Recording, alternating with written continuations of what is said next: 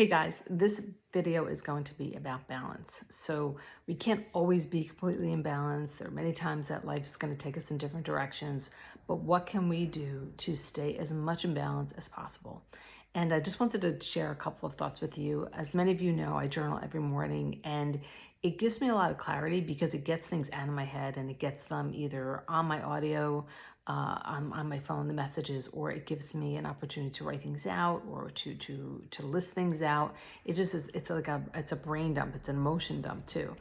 And in order to be balanced, I think the first thing is to really take care of ourselves. Unfortunately, if we don't take care of ourselves, it's really hard chemically to feel well.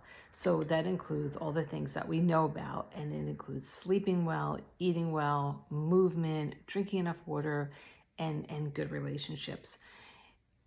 It can be challenging to do all those things, but it's really super important to treat yourself. I mean, somebody once said to me, many people treat their cars better than they treat themselves. And you want to really take care of your well-being, take care of your body, take care of your psychology.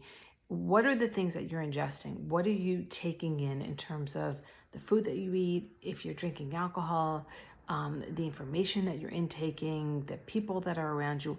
All of that is being digested within our system.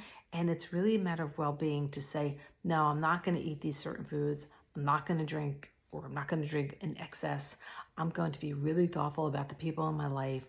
I'm going to watch what kind of news that I take in, right? We're always taking stuff in. So I think the first thing is really about self-care and being really mindful of what we take in, because it can contaminate us.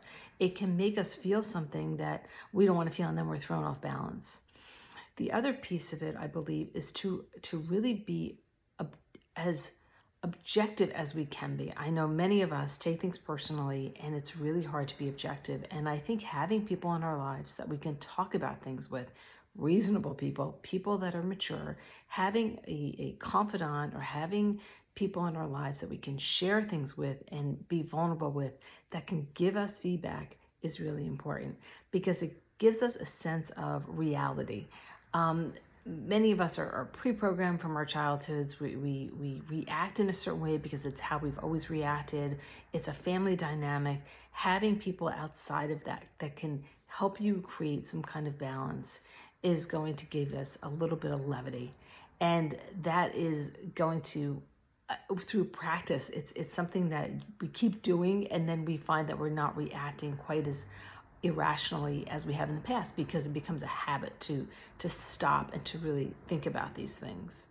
The other piece of it too is to be as independent and self-sufficient as we can be. Really think about what it is that you need and make sure that you can be as self-sufficient as possible, to not feel that you have to put up with something that you're not happy putting up with. When we're in situations where we become, knowing that if something were to happen to this situation, even though it's not working for me, I'm not going to be able to survive, is not a way to have a lot of balance in our lives.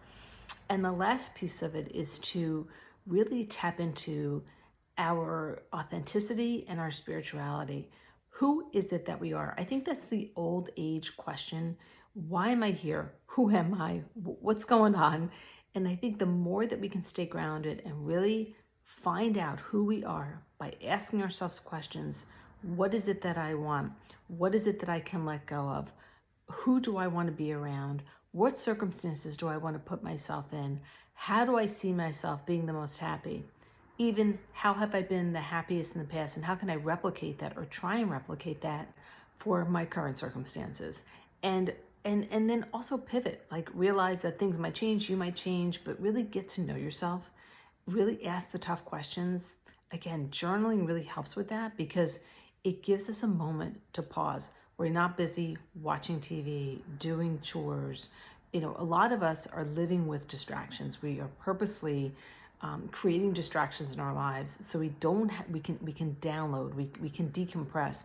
But what happens sometimes when we do a lot of distractions, it keeps us disconnected from who we are. And once we can reconnect with who we are and really understand ourselves, the other pieces of the puzzle fall into place. It is work. It is hard. It's the same thing as anything. Like if we want to be healthy, there's certain things that we're going to have to give up. I think giving up the distractions is really a great way to regain balance in our lives and find out who we are, and then we kind of know what we can expect and what we want from other people, and knowing what we're willing to sacrifice in order to get our needs met, and being realistic about that. So this video is just a way of sharing some information to help us get balance. I think that's something everybody wants, so we don't feel so off. And I think that when we feel off balance for a long period of time, that's when we start getting sick. We don't feel well. We don't behave in a way that we're very proud of. We don't sleep, and that's when we don't take care of ourselves, and we are around the wrong people, and we need more distractions. So it becomes a vicious cycle. So I hope that you can just, again, gather some information, see what works for you, and journal on it, think about it, and see how you can be more in alignment, which will obviously create the balance. I hope this video helps you, and if you like this, please like, comment, and subscribe for more. Thanks so much for watching, and if you have any other ideas, comment below and share them with the rest of us.